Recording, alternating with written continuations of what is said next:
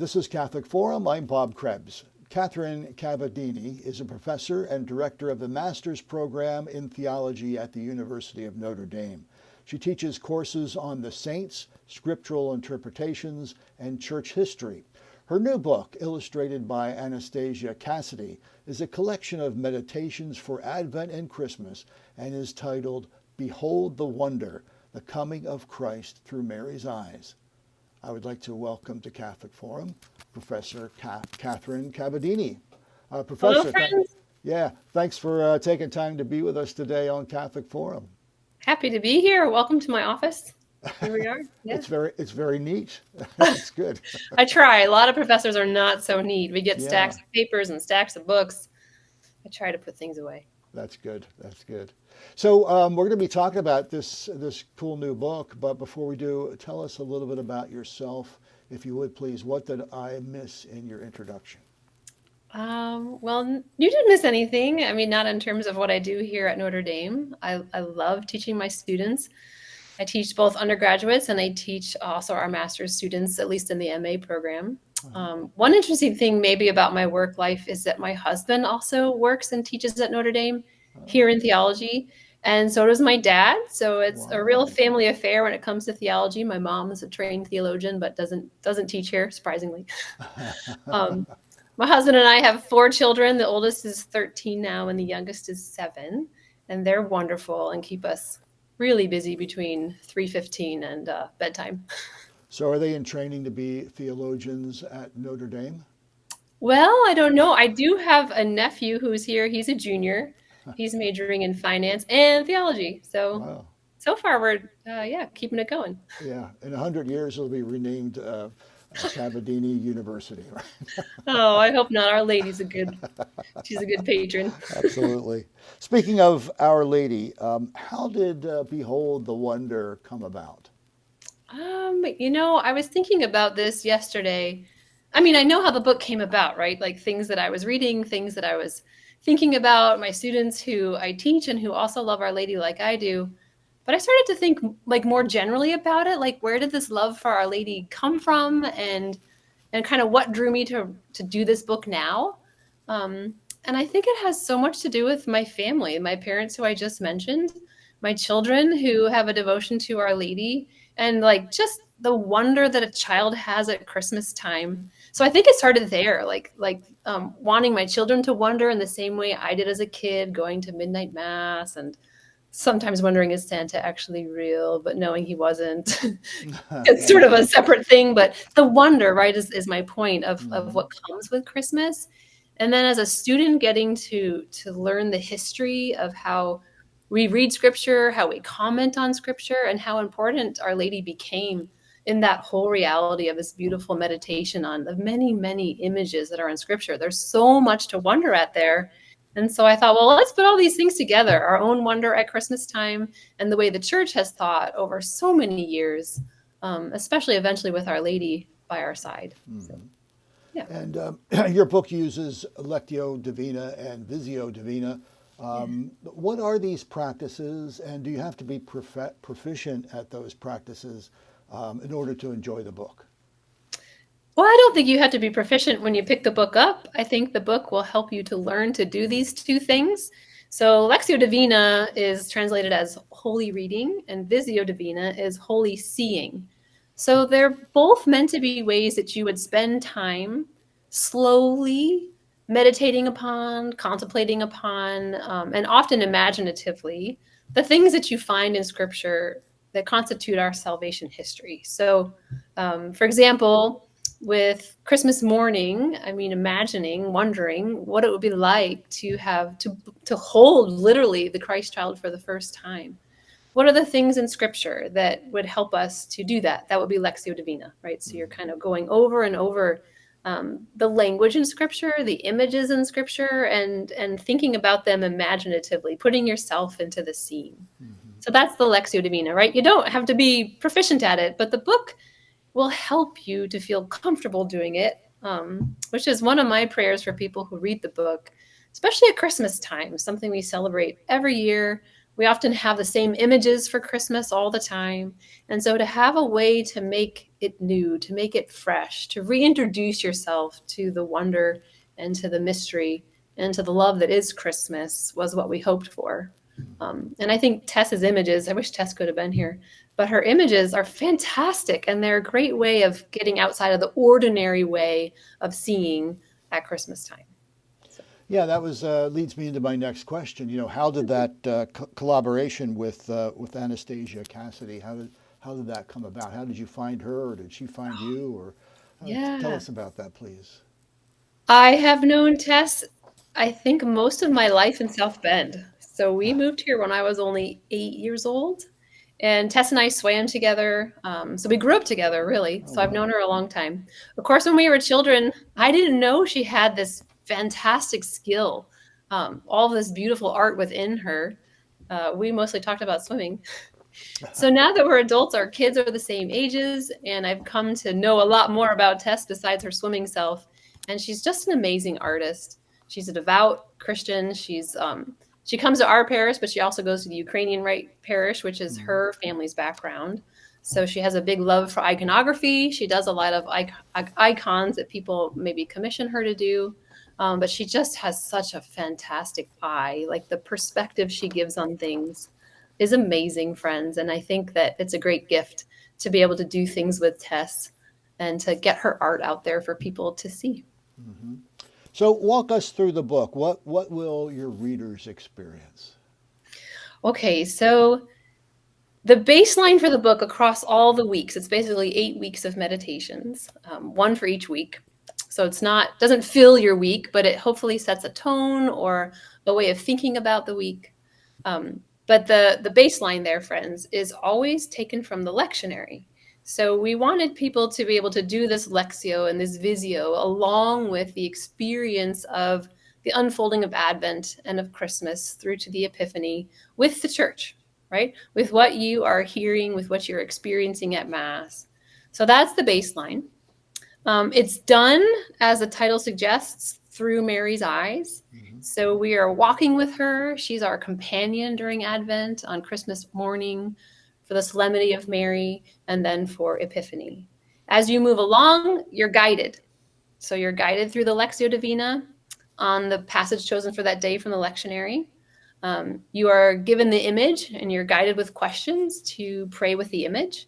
And there's always also included, friends, like a little guide that I wrote that helps you see where did what I saw, how did my lectio for that week develop? Mhm. Because it's always going to be rooted in the things the church has imagined itself, has said about Mary, has thought about Mary. And so to be able to draw from that deep well yourself and later to kind of put together your own imaginative prayer is what I'd love for people to be able to do. You don't have to think like me, you don't have to imagine like me, but to open your own capacity for imagining and for praying in that way is the goal. And then each week or each chapter is concluded with a way of thinking about a saint, thinking about Mary today with that saint. So, who is someone from our tradition who has thought about Mary, who's walked with Mary, who's been devoted to Mary, and could help us to strengthen our relationship with her? So, those are the parts. And as you move along, yeah, you get closer to Christmas and to the Christ child. Is this something that obviously individuals could use, but could you do it with a prayer group Oh, sure. Yeah. or a Why not? You could do family? it with prayer group. Yeah. Our parish is kind of adopting it during our walk through Advent. We have a sort of a kickoff event on the 23rd of November at our museum on campus. So people will kind of get trained in Visio Divina and Alexio Divina at that event, and then can, yeah, as families, as parishioners, as friends, kind of continue to walk their way towards Christmas and into the Christmas season. My guest today on Catholic Forum on this really the leading up to the season of Advent is Catherine Cavadini, and she is a professor at the University of Notre Dame. And the book is titled "Behold the Wonder, the Coming of Christ Through Mary's Eyes." So, what do you want your readers to take away from the book? How do you want them to be different after the Feast of the Epiphany than they are on the first Sunday of Advent? What do I want for my readers? I want a renewed prayer life. I want them to have new avenues for contemplating the wonder and the beauty of God's love for us, which is so evident in a real way at Christmas time. Um, I'd love that if alongside that came a richer relationship to Our Lady who helps us to see literally and to know and to therefore love Christ all the more all the time. So I'd say those are the two main things: a richer, sort of renewed prayer life, and this deeper relationship to the Mother. You use the term wonder, and of course that's right in the title of the book. But do you think that people here in 2025 are kind of losing their wonder these days? Um, I don't know. I could speak from my experience with my students, Yeah, which isn't going to be every person, right? Not every sure. person is a Notre Dame student, but um, they we like to awaken in them a renewed sense of mystery, Hmm. right? That the world is not to be looked at simply in a scientific way, which oftentimes our schooling is that's what we learn to do in school. And so we kind of forget this whole opening up of the universe, right? That happens when we see all things through the lens of God's love for us. And so we're always trying to show that to them, to incite them to see the world anew. And I think that does bring a sense of wonder, of awe, of gratitude, which is an important posture towards the world, towards ourselves, especially obviously towards God. And I think to bring that back as a more regular feature of our daily life would be great. Hmm. You mentioned also how children kind of have that sense of wonder. We had it when we were kids, wondering about Christmas and Santa and so forth. Do you pick up some things in your book that maybe you've gotten from your children? Well, I try to weave into the book ways that we are preparing our own home for Christmas morning. So, for example, think a little bit about putting together a nativity scene within your home, putting out your creche, Hmm. which my children actually love to do. And the way we've set it up, um, they have a nativity scene that we've kind of compiled ourselves, and we've tried to include as many things as we can that come from scripture. So there's a fish in our nativity scene, there's a white horse in our nativity scene from the book of Revelation, there's a pelican, there's a lion. So we needed to do that for the sake of scripture, but also because our children get one piece of the nativity scene every morning of Advent. They Oh. get a little note. It has a clue on it where to find this animal, this person, and they go all around the house looking for it. And they love it. And you see it build every day, right, as Christmas gets closer. And then on Christmas morning, we actually have to hide 4 baby Jesuses so that each child can find them. Um, Only one ends up in that manger scene. But they've been prepared. They've been seeking. They've been looking. They've been waiting. And then they go running around the house looking for baby Jesus. That's really, really cool. Just keep that pelican away from the fish because I know. that could be trouble. Well, they don't just like collect the animals; they make a whole scene. So they make a little pond, and the fish gets his pond. And I don't know if they've quite thought that much about the different keeping the pelican away, but Yeah, yeah, we won't tell them. yeah. That's really interesting, Catherine. What are some other Advent or Christmas traditions or things that families can do to kind of bring home the true meaning of Christmas? I mean, there's always the Advent wreath and the lighting of the candles. Hmm. So if you wanted to, you could do the lighting of the candles with the book, if that was what you were if you want to read the book during Advent, it could be a nice way to do it, right? To light Right. that candle, to think about how Christ illuminates our life more and more as Christmas draws closer. Um, I was just at our museum on campus with some of my students, and I was reminded of how Bridget of Sweden had these visions. And that's why we have so many nativity scenes where the Christ child is laid on the ground. So he's not in a manger, he's not swaddled up. And it's so clear that he's the light of the world, right? He's the source of all the light in the paintings that follow her visions.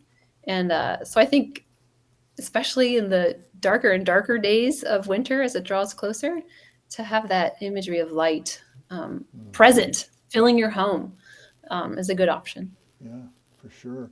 And you shouldn't let if you don't if you haven't been practicing Lectio Divina, don't be shy about picking up the book, because that just means that it'll be something maybe new for you to practice that might really impact your spiritual life. So Yeah. how can we learn from this book? How can we use that after the Christmas season is over? Oh, that's a good question. I think so. When it's leading you through the Lectio and the Visio Divina, it's going to offer you certain questions, right? Things to look for in the text. So if you've never done it before, it's your first time, there'll be actual questions there. So what imagery, what details do you pick up on in the text? What mood do you find in the text, right? So as you're reading or as you're looking at the images, you have something to guide you along the way. And you could continue to use that guide at any point during the liturgical year. I mean, maybe it's something you want to also do during Advent. I've always thought it'd be wonderful to do a Lectio that follows the Stations of the Cross, to really help us enter into that, which, we do during the Triduum, right? The Triduum is to go and to relive those moments in the life of the church. So I think you could use it at any point. In fact, the book itself, friends, starts with a meditation on the Annunciation. So we thought, well, what's a way to let people be prepared to enter into Advent? It's preparation for preparation, in a sense. But you could use that in March when we have the Feast of the Annunciation.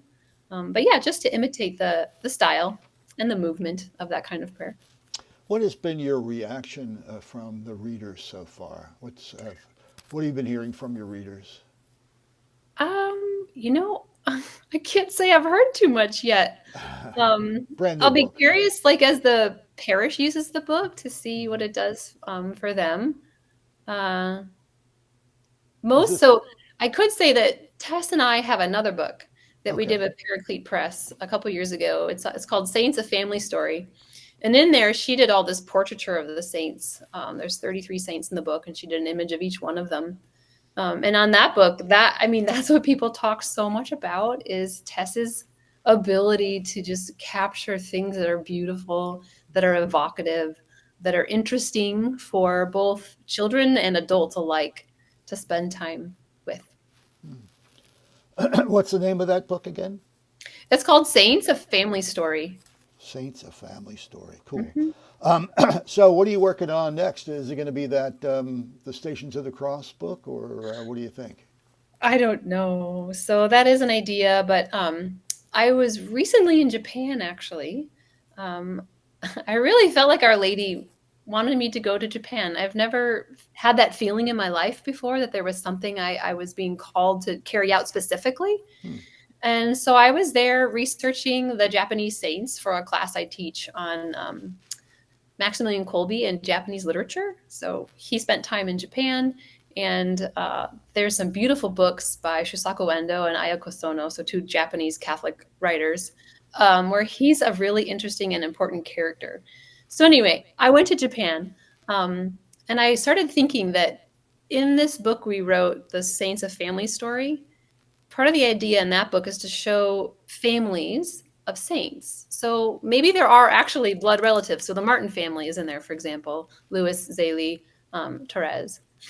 But there's other kinds of families, right? Spiritual families. For example, Therese of Lisieux had a great love for Joan of Arc. So there's a relationship there that can be inserted into the book, and kids and adults can start to see this relationship of the saints across time, across places. Anyway, the point of saying all this, friends, is I was thinking of doing another Saints of Family Story and developing some of the relationships that are shown in the kind of general spread of that first book. And so one of them could be these Japanese saints. There's so many beautiful ones that people might like to meet. Well, if you were being called there by Our Lady, it's going to be a terrific book. Yeah. Well, I hope so. I have to do it justice. Professor Catherine Cavadini, thanks so much for being with us today on Catholic Forum. You think our listeners, the best way to get a copy of the book is through Ave Maria Press? Is that your? Yeah, that's the Notre Dame. Yep.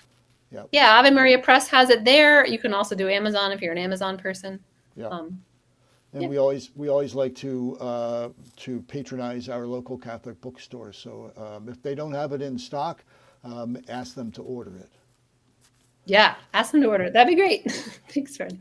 The book is titled "Behold the Wonder: The Coming of Christ Through Mary's Eyes." Catherine, thanks so much for being with us on Catholic Forum today. Have a very blessed Advent and a wonderful Christmas with your family. You too. My absolute pleasure to be here, friends. Thank you. Thank you.